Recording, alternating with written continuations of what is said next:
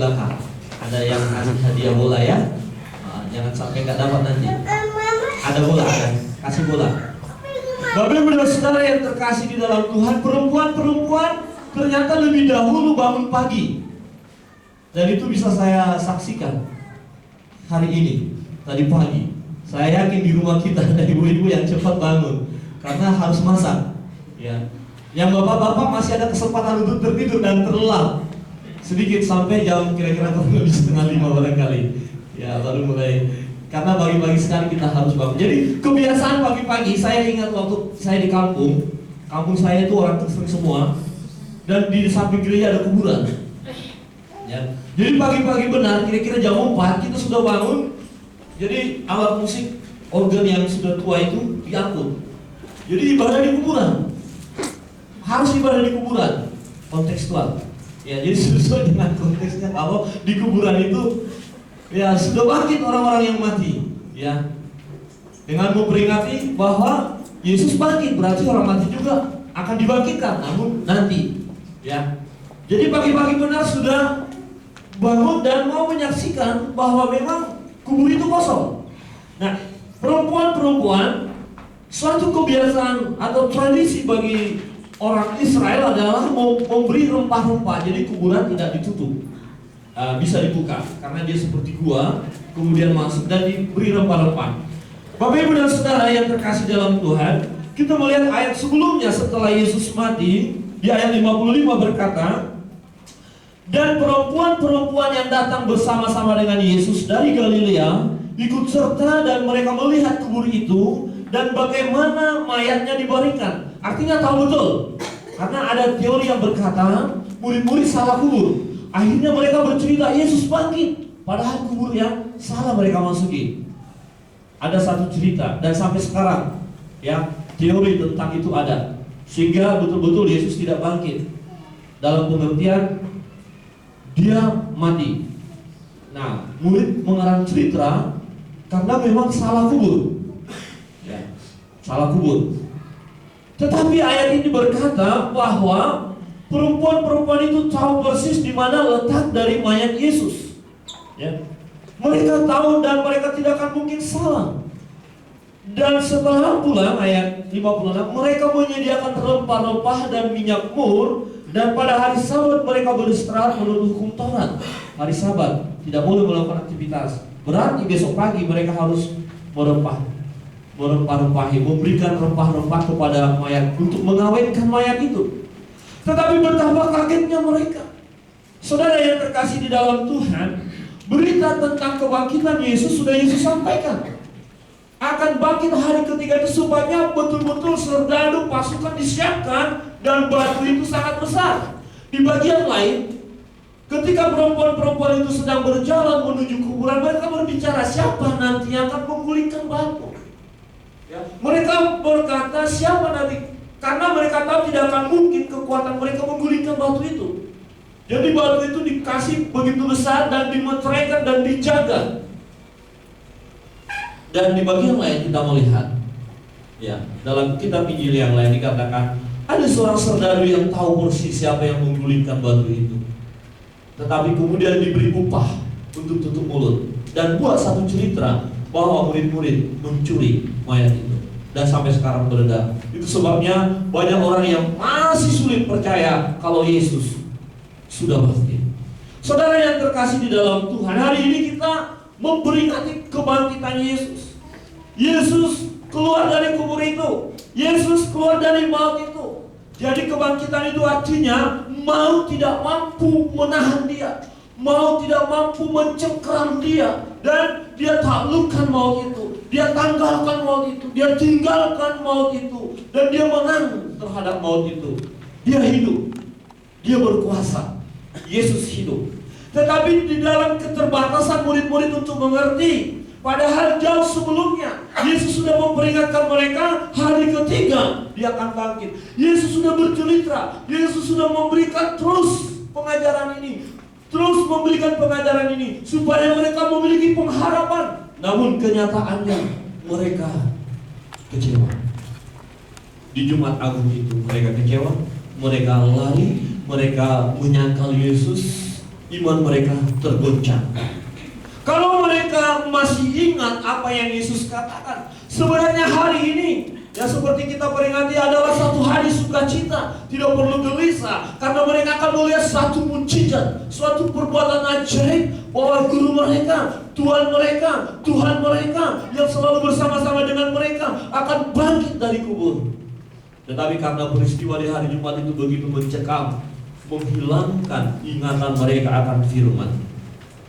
Ya, persoalan yang berat itu, penderitaan yang berat itu membuat mereka hilang akan perkataan Yesus, tidak ingat lagi perkataan Yesus. Itu bisa terjadi dalam hidup kita. Situasi yang menekan kita bisa menggoncangkan iman kita. Situasi yang kita hadapi bisa membuat kita lupa firman Tuhan, lupa kebenaran, lupa apa yang Yesus sudah katakan. Murid-murid lupa. Salah seorang di antara murid-murid setelah perempuan itu menyaksikan dan menceritakan semuanya, tidak percaya. Ayat 11. Tetapi bagi mereka perkataan-perkataan itu seakan-akan omong kosong, dan mereka tidak percaya kepada perempuan-perempuan itu. Sampai sekarang banyak orang belum percaya bahwa Yesus bangkit. Sampai sekarang masih banyak orang belum percaya bahwa Yesus hidup. Tetapi bersyukur kita yang ada dalam ruangan ini, percaya bahwa Yesus sudah bangkit, amin. Percaya bahwa Yesus sudah hidup, amin. Dan bahkan hidup di dalam hidup kita. Ada di sini seperti Pujian katakan, ada kebangkitan Dia di dalam hidup kita.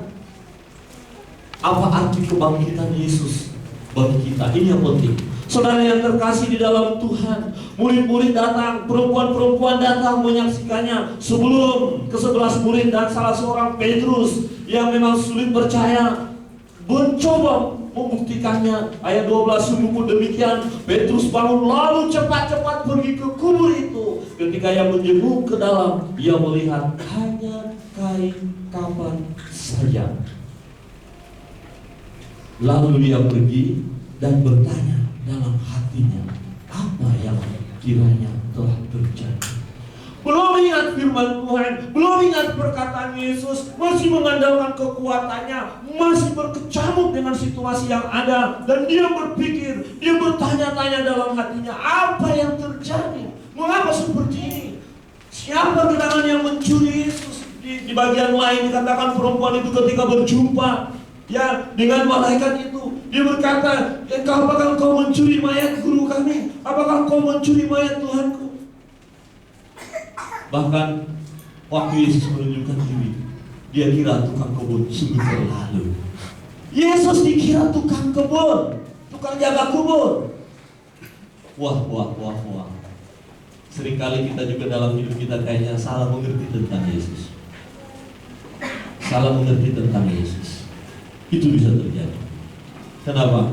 Situasi yang mencekam, persoalan yang mencekam membuat kita salah mengerti tentang Yesus. Tetapi murid-murid akhirnya membuktikan bahwa kubur itu kosong. Dan malaikat itu berkata, ini menarik bagi kita, mengapa kamu mencari Dia yang hidup di antara orang mati? Jangan datang ke tempat orang mati kalau mencari Yesus. Karena Yesus tidak ada di kubur, karena Yesus tidak ada di dunia orang mati, karena kubur itu tidak mampu menahan Yesus, kuasa maut itu tidak mampu menahan Yesus, dan Yesus tidak ada di dunia orang mati. Yesus hidup, Yesus bangkit, Yesus berkuasa, Yesus Allah, Tuhan, Dia abadi, Dia kekal, Dia tidak pernah berkesudahan. Dari dulu sampai sekarang Dia ada, Dia tetap ada, Dia tidak pernah tidak ada. Apa maknanya bagi hidup kita? Kalau kita tahu Yesus ada, kalau kita tahu Yesus hidup, kalau kita tahu Yesus berkuasa, kalau kita tahu Yesus Maha Kuasa, apa maknanya dalam hidup kita? Apa efeknya di dalam hidup kita? Apa artinya dalam hidup kita? Ini yang penting. Malaikat ini seolah-olah berkata kepada perempuan, kenapa engkau mencari di tempat orang mati? Jangan datang ke tempat orang mati. Jangan datang kepada tempat yang tak berkuasa. Jangan datang kepada pribadi yang tidak berkuasa. Jangan datang kepada kekuatan-kekuatan yang tidak punya kuasa. Tetapi datanglah kepada Yesus. Yesus itu tempatnya bukan di dunia orang mati. Yesus itu tempatnya bukan di tempat yang tak berdaya. Tapi Yesus hidup, Yesus berkuasa. Amin. Jangan pernah mengandalkan kekuatan manusia yang tak berkuasa itu. Kekuasaan kita, kekuatan kita terbatas. Bahkan para normal pun terbatas kuasa. Jangan pernah datang mencari Yesus di tempat orang mati. Artinya adalah ada banyak orang mengira dia datang ke satu tempat, meminta petunjuk kepada sesuatu tempat atau suatu kekuatan, meminta kesembuhan kepada sesuatu kekuatan yang mereka pikir adalah dari Tuhan, padahal bukan. Tuhan mengingatkan, jangan datang ke tempat itu. Malaikat itu berkata, mengapa kamu mencari Dia yang hidup di antara orang mati? Kenapa datang ke tempat ini? Kenapa cari Yesus di kubur? Kubur kosong, kubur tidak mampu menahan Dia. Batu itu terlalu mudah untuk digulingkan. Batu yang berat itu terlalu mudah untuk digulingkan. Pintu yang menutup itu terlalu mudah untuk dibuka. Tidak ada yang mustahil bagi Yesus. Amin. Tidak ada yang mustahil. Apa arti kebangkitan Yesus? Kebangkitan Yesus menunjukkan Dia Tuhan, Dia Allah, Dia berkuasa. Itu berarti Dia menggenapi apa yang Dia katakan. Dia sudah berkata kepada murid-murid, diingatkan, memang Dia harus disalibkan, memang Dia harus mati, tetapi pada hari yang ketiga Dia akan bangkit. Dia buktikan perkataannya. Bukan hanya perkataan itu saja yang Dia buktikan, setiap ajaran, setiap perkataannya Dia buktikan. Apa janji Tuhan Yesus bagi kita? Ketika kita mengalami persoalan pergumulan, bukankah Dia berkata, marilah kepadaku, hai kamu sekalian yang lebih dan berbeban berat, aku akan memberikan kelegaan kepadamu. Karena Dia bangkit, Dia hidup, Dia berkuasa, berarti Dia bisa memberikan kelegaan kepada kita. Amin. Dia memberikan sentosa kepada kita. Di bagian lain Alkitab berkata, bilur-bilurnya menyembuhkan engkau. Karena Yesus hidup, karena Yesus Tuhan, berarti Dia mampu memberi kesembuhan. Amin. Amin. Alkitab berkata, serahkan hidupmu kepada Tuhan. Kita hanya disuruh tinggal berdiam dan menantikan pertolongan Tuhan. Mampukah Tuhan menolong kita? Mampu. Kenapa? Karena Dia hidup, karena Dia bangkit. Sekiranya Dia tidak hidup, sekiranya Dia tidak bangkit, Rasul Paulus mengatakan, sia-sia percaya kita. Lebih usah percaya kepada Yesus. Tidak usah ikutin aturan-aturan gereja ini. Tidak usah terlalu serius kepada Alkitab. Bila perlu tinggalkan Alkitab. Mari kita lihat 1 Korintus pasal 15.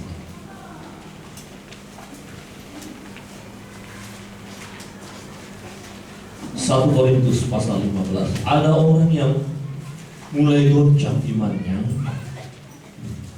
dan tidak mampu melihat bahwa Yesus itu bangkit dari antara orang mati. Jemaat di Korintus mulai ada yang gelisah, mulai ada yang bimbang tentang kebenaran bahwa Yesus bangkit. Itu sebabnya Rasul Paulus menulis surat ini. 1 Korintus pasal 15 ayat 14. Demikian firman Tuhan, ayat 14. Tetapi andai kata Kristus tidak dibangkitkan, maka sia-sialah pemberitaan kami dan sia-sialah juga kepercayaan kami. Lebih daripada itu, kami ternyata berdusta terhadap Allah, karena tentang Dia kami katakan bahwa Ia telah membangkitkan Kristus, padahal Ia tidak membangkitkannya. Kalau andai kata benar bahwa orang mati tidak dibangkitkan, sebab jika benar orang mati tidak dibangkitkan, maka Kristus juga tidak dibangkitkan. Dan jika Kristus tidak dibangkitkan, maka sia-sialah kepercayaan kamu, dan kamu masih hidup dalam dosamu. Demikianlah binasa juga orang-orang yang mati dalam Kristus. Jikalau kita hanya dalam hidup ini saja menaruh pengharapan pada Kristus, maka kita adalah orang-orang yang paling malang dari segala manusia. Ayat 20. Tetapi yang benar ialah bahwa Kristus telah dibangkitkan dari antara orang mati sebagai yang sulung dari orang-orang yang telah meninggal. Saudara yang terkasih dalam Tuhan, kalau Kristus tidak dibangkitkan, kalau kita berkata hari ini adalah bohong kalau Yesus dibangkitkan, maka sesungguhnya iman kita adalah iman yang sia-sia. Ya, kita orang yang paling malang. Percuma kita menjadi orang Kristen. Ya, karena apa? Dikatakan tidak ada pengampunan dosa. Ya, dan jika Kristus sudah dibangkitkan, maka sia-sialah kepercayaan kamu dan kamu masih hidup dalam dosamu. Artinya, kebangkitan Yesus menunjukkan Dia Tuhan, Dia Allah, Dia yang mengampuni dosa kita. Jadi kalau Dia yang kita sembah itu mati, bagaimana Dia bisa menyelamatkan kita? Kalau Dia yang kita sembah itu mati, tak berdaya, bagaimana Dia menyelesaikan dosa kita? Kita tidak perlu berdoa supaya Yesus masuk surga. Tidak, karena Dia sudah masuk surga. Dan kita yang sudah percaya kepada Yesus melihat kebangkitan ini, artinya Yesus mampu membawa kita supaya di mana Dia berada, kita pun akan bersama-sama dengan Dia. Amin. Kalau Dia tidak bangkit, saudaraku, berarti Dia bohong yang berkata, di rumah Bapakku banyak tempat tinggal. Kalau tidak demikian, apa akan mengatakan kepadamu? Aku pergi ke sana menyediakan tempat bagimu. Kalau Dia mati, tidak akan mungkin bisa menyediakan tempat bagi kita. Tapi Yesus hidup. Dia hidup, Dia bangkit, dan Dia mampu menyediakan tempat bagi kita. Dan sudah disiapkan, hanya tinggal nunggu waktu. Ketika sudah beres semua, kita selesaikan tugas kita di dunia ini, kita akan kembali kepada Bapa. Dia akan jemput kita. Amin. Kematian bukan hal yang menakutkan, karena maut itu sudah dikalahkan oleh Yesus. Maut tak berdaya menahan Dia, maut tidak berdaya mengekang Dia, sebab Dia Tuhan. Saudara yang terkasih di dalam Tuhan, kemenangan Yesus Kristus yang ditandai dengan kebangkitannya, ya, menolong kita mengerti perjalanan hidup ini, yaitu manakala kita bersandar kepada Dia, tidak ada satu kekhawatiran kita dalam hidup ini, karena kita bersama dengan Dia. Dia menang. Dia menang. Kalau Dia menang, berarti saudara dan saya juga harus menang dalam hidup ini. Amin. Katakan, saya harus menang dalam menghadapi persoalan saya. Katakan. Amin. Ini serius. Katakan, hei persoalan, ku taklukkan engkau oleh karena kuasa Yesus Kristus.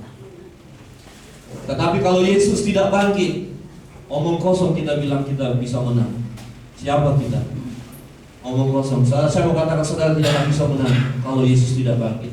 Sedang kalau Dia bangkit pun, kalau saudara tidak datang kepada Dia, saya mau katakan, omong kosong, saudara bisa menghadapi persoalan ini. Tapi Dia sudah bangkit, Dia hidup. Mengapa engkau mencari Dia yang hidup di antara orang lain? Jangan pergi kepada sesuatu yang tak berdaya. Datanglah kepada Yesus yang sudah bangkit. Kematian atau maut adalah satu kuasa yang mengerikan, yang luar biasa, ya, yang mau mencengkeram hidup kita, dan itu sudah ditaklukkan oleh Yesus. Yesus membuktikan. Kubur kosong membuktikan Dia hidup. Jadi tidak pernah sebutan kepada Yesus almarhum Yesus Kristus. Ya, ini kemarin Pak Konsista kali mengingatkan kita. Mari kita menyembah kepada almarhum, ya, Yesus Kristus junjungan kita. Oh, enggak pernah. Enggak ada sebutan almarhum, cari di kampus. Kalau ada, ya saya bayar. Berapa? Atau seluruh milik saya berikan kepada saudara yang, kecuali kalau saudara tambah-tambahi, ya, enggak boleh. Tapi sejauh ini tidak ada almarhum Yesus Kristus, enggak. Karena kematian sudah ditaklukkannya. Persoalan adalah ternyata ada murid-murid yang belum percaya. Tetapi proses. Bahkan kalau kita belajar lebih detail lagi, yang lain sudah percaya, masih toh ada lagi. Sudah banyak yang bercerita, murid-murid lain bercerita, Petrus bercerita, Yohanes bercerita, Thomas masih gak percaya. Jadi kalau di kampung kami dipanggil sebutan Thomas, itu sebutan yang gak enak. Ada saksi Thomas kau. Artinya susah percaya. Tapi masih syukur percaya juga. Thomas percaya juga. Jadi berbahagialah mereka yang percaya walaupun tak melihat. Amin. Kita adalah orang-orang berbahagia. Kita percaya hari ini Bapak Ibu ada duduk di sini. Kita memuji Tuhan. Walaupun tadi pagi harus lebih awal bangun. Ada yang baru pulang kerja, langsung masuk beribadah. Saya mau katakan saudara tidak kehilangan berkat. Amin. Kita tidak kehilangan berkat. Sebab firman Tuhan berkata segala jerih lelah kita, pelayanan kita, apapun yang kita lakukan di dalam Tuhan, di dalam Yesus Kristus, tak satu pun yang sia-sia. Segala jerih lelah tak sia-sia. Semua diperhitungkan Tuhan. Hari ini kita adalah pribadi-pribadi yang bersukacita. Memang ada peringatan, digoncangkannya iman kita. Tetapi kuasa Tuhan terlalu ajaib. Kasihnya menempel. Saya senang dengan kalimat ini. Kasihnya itu menempel. Mungkin sesaat sepertinya kita terjauh, jauh. Tetapi saya mau katakan kasih Tuhan itu menempel. Tak ada satu kuasa yang bisa memisahkan kita dari kasih Kristus. Roma pasal 8. Tidak ada. Pelindasan kah? Persoalan hidup ini kah? Apa? Aniaya kah? Satu kesaksian di Timur Tengah. Ada seorang, ini saya hanya dapat gambarnya aja, videonya saja. Oleh karena nama Yesus, dia disembelih. Dan cara sembelihnya luar biasa, seperti potong ayam. Oh, mengerikan sekali. Jadi dia ditangkap, ditutup matanya, kemudian dipegang rambutnya, baru digoreng. Darahnya mengalir, sengaja dipotong-potong, baru ditusuk, baru dia. Kenapa orang itu bisa menyerahkan diri, siap mati? Karena dia tahu kematian itu hanya lewat saja. Kematian itu tidak ada apa-apanya. Tetapi hal yang terbaik dia lakukan yaitu dia percaya kepada Yesus dan dia tidak mau meninggalkan Yesus, dia tidak mau menyangkali imannya demi Yesus karena dia tahu akan ada kehidupan yang kekal. Dia tahu